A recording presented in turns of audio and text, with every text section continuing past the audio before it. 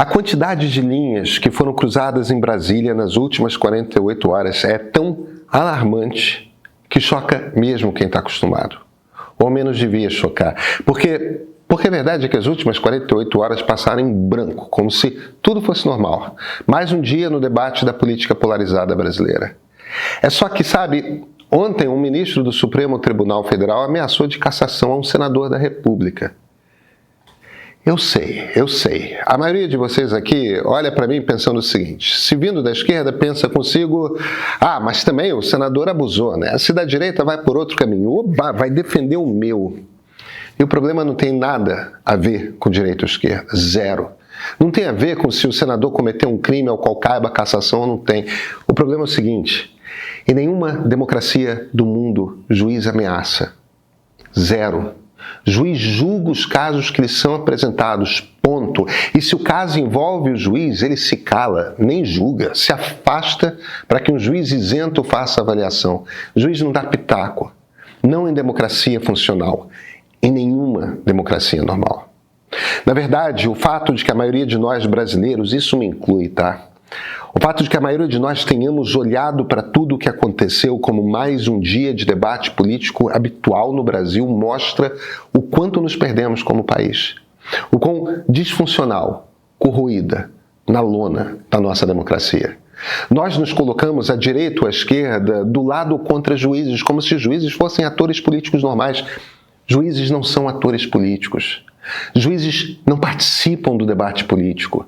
Juízes não se comportam como políticos. Quando começam a fazer isso, politizam a justiça. Quando politizam a justiça, um pedaço fundamental da democracia se perde de vez. José Antônio Dias Toffoli, Gilmar Mendes, Alexandre de Moraes e Cássio Nunes Marques não podem entrar no mérito do relatório do senador Alessandro Vieira. Não podem. O Procurador-Geral da República, Paulo Gonet, não pode participar da decisão de se o indiciamento será apresentado ou não contra o senador. Por quê? Porque Toffoli, Gilmar, Alexandre e Gonet foram mencionados no relatório da CPI do crime organizado. Porque Cássio foi mencionado na investigação do Master. Eles têm interesses pessoais no jogo. Então precisam se calar e se afastar e não influir. Ponto. Bem, não foi o que aconteceu nem com Gilmar nem com Toffoli. Abriram a boca e foram ameaçar o senador. Fomos todos nos acostumando a ouvir ministros do Supremo Tribunal Federal dando pitaco em tudo, e ontem veio isso. Um ministro do Supremo achou que algo que um parlamentar escreveu no exercício da sua função pode levá-lo à cassação. Não, não pode. Um parlamentar pode achar o que ele quiser sobre se o ministro cometeu crime de responsabilidade ou não. A opinião é fundamentada? Não importa. Cabe num relatório de final de CPI? Não importa. Claro, se a opinião do parlamentar vai ter consequência ou não, vai depender de ele ser capaz de convencer uma maioria de outros parlamentares. É política. Parlamentares, me permitam contar aos ministros do Supremo, são políticos. Eles, ministros do Supremo, não são. Agora, nos acostumamos tanto com esse nível de coisas que esquecemos que um debate entre um senador e dois ministros do Supremo, nesses termos, não é normal. Estamos discutindo como se fosse. Não é só isso, tá? Hoje o ministro Alexandre pediu que a Polícia Federal instaure inquérito para decidir se o senador Flávio Bolsonaro cometeu calúnia contra o presidente Lula. Para todos os brasileiros que não votam automaticamente em Lula, o que parece hoje é que o Supremo é o principal cabo eleitoral do presidente. Que o Supremo trabalha para Lula vencer as eleições. E que o governo Lula está bloqueando qualquer tentativa de investigar o Supremo. Uma mão lava a outra. Para qualquer brasileiro que queira ver o Supremo funcionar como tribunal e não como apêndice do Executivo, o que a gente viu essa semana é muito ruim. Porque vejam, eleitoralmente, nesse ano eleitoral de tantas tensões, a percepção é péssima para ambos. Quanto mais parece que estão enroscados os interesses do Planalto e do Supremo, piores se mostram as pesquisas para o candidato Lula. Mais cresce o número de eleitores que acham necessário o impeachment de ministros. Quem é de direita já se definiu. Quem é de centro está se inclinando. E enquanto isso, o dono de um dos maiores canais de notícia de circulação no Brasil, o Choquei, foi preso por lavagem de dinheiro para o crime organizado. Banco Master, bets, milícias, tráfico, tudo faz parte de uma mesma história. Pois é, Infelizmente, o relatório do senador Alessandro não mostrou nada disso. Vieira fez uma escolha política, o que ele pode fazer? Quis botar um holofote gigante na cara do Supremo. Mas, ao mesmo tempo, é uma pena. Porque o Banco Master é mostra de como o crime organizado se enraizou em todas as instâncias do poder brasileiro. Vamos desenvolver isso? Eu sou Pedro Doria, editor do Meio. Se você chegou até aqui e está com essa sensação de que está sozinho vendo o que vê, você não está. A esquerda não vai te contar essa história do jeito certo, a direita só quer aproveitar para emplacar o time dela. E no meio disso tem muita gente. Gente como você, eu acho. Gente que quer entender o que está acontecendo no Brasil sem precisar pedir permissão nem ao Lula nem ao Bolsonaro para ter uma opinião que diverge dos dois. É para essa pessoa que a gente faz o Meio. Não para quem já sabe em quem vai votar e só quer confirmação. Para quem quer pensar, para quem tolera discordar e ser discordado e acha que é assim que conversa política devia funcionar. Se isso é você, assine. O Meio precisa de gente como você. E você provavelmente precisa do Meio mais do que imagina. Aliás, esse é o ponto de partida.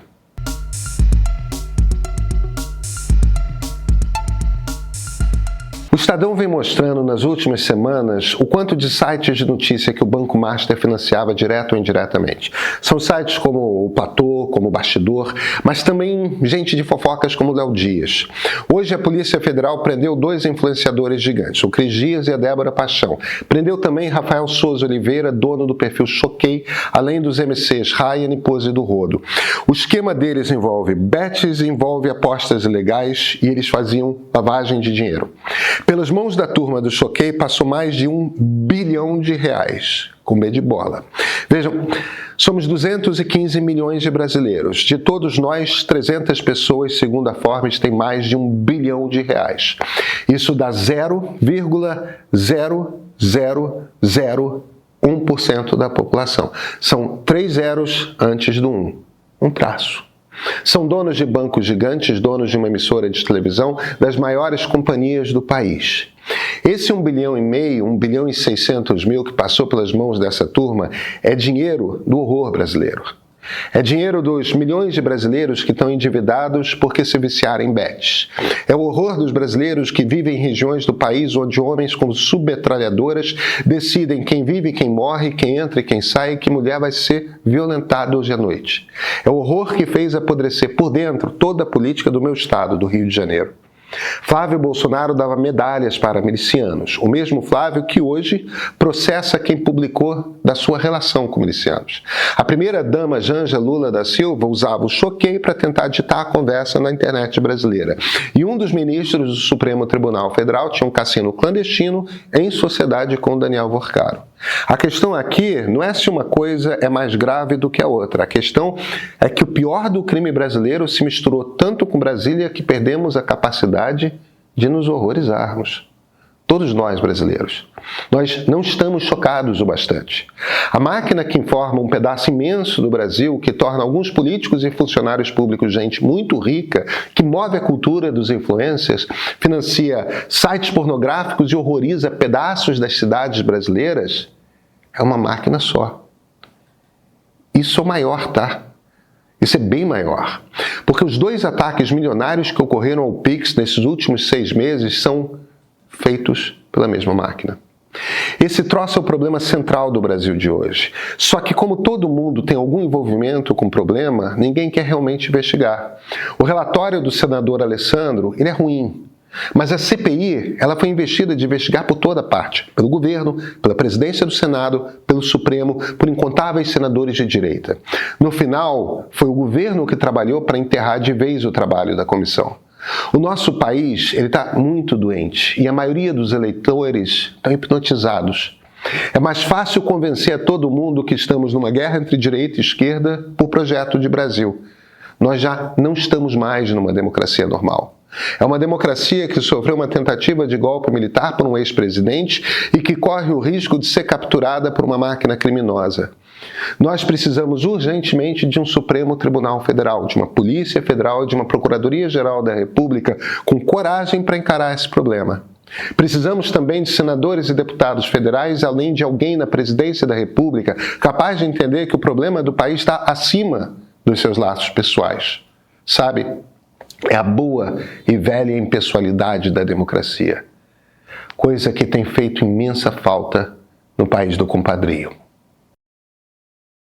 O Brasil já dá o que falar, imagina 5 deles. No ponto de partida da série Nós Brasileiros, a gente mergulha em todos os nossos Brasis. E os primeiros comentários já dizem bastante. Muito bem feito e revelador do quanto não sabemos sobre nós mesmos como brasileiros. Teve também quem destacasse o nosso olhar honesto, sem simplificações, transformando um tema complexo em algo leve e direto. É o que a gente sempre busca por aqui. Argumentos, não dogmas. O Brasil, ele não cabe numa única leitura. O erro é insistir em explicar o país sempre do mesmo jeito. Quer conferir? O primeiro episódio, A Sociedade, já está disponível no streaming do Meio. Vale muito mais do que 15 pilas ser premium no canal Meio. E olha, não fui eu quem disse isso, hein? Mas eu posso ir além e te dizer que se você quer realmente entender o país, tipo, de verdade, ainda mais nesse ano de eleição, esse é o seu ponto de partida. Assina o premium e assista agora.